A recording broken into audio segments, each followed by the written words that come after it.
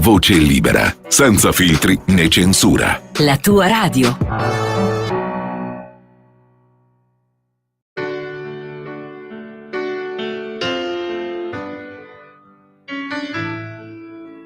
Va ora in onda Liberamente, variazioni e scorribande con Giovanni Sallusti. Eccomi qua.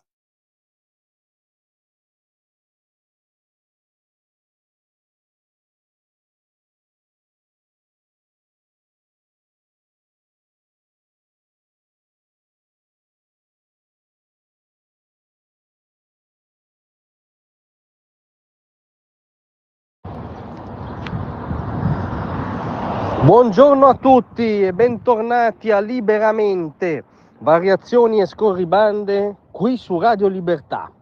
Allora, stasera va in scena a Parigi la finale olimpica del pugilato femminile.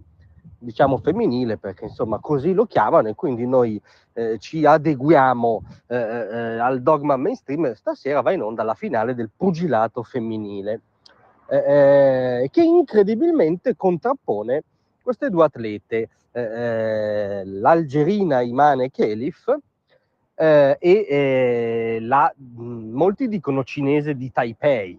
Noi chiamiamo la libertà, preferiamo dire taiwanese, perché Taiwan è una società libera, a differenza della Cina. Comunque Liu Wang. Chi sono queste due atlete?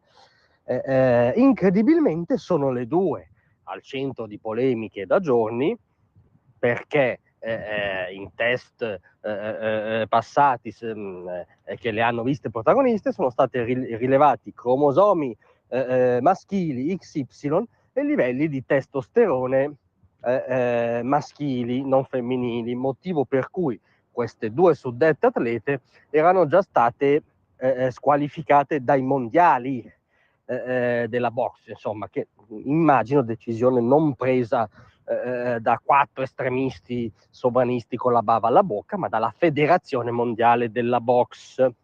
E però ci assicurano da settimane, tra l'altro sono tutti esperti di box, di livelli di testosterone e di diciamo analisi atletica comparata, i giornaloni del mainstream da settimane ci assicurano che queste due atlete non avevano alcun vantaggio competitivo, che assolutamente erano donne che combattevano con donne, con la forza di donne, che non c'era nulla di viziato, di strano, e prendiamo atto e vogliamo proprio crederci. Incredibilmente, contro ogni pronostico, sono finite in finale proprio queste due.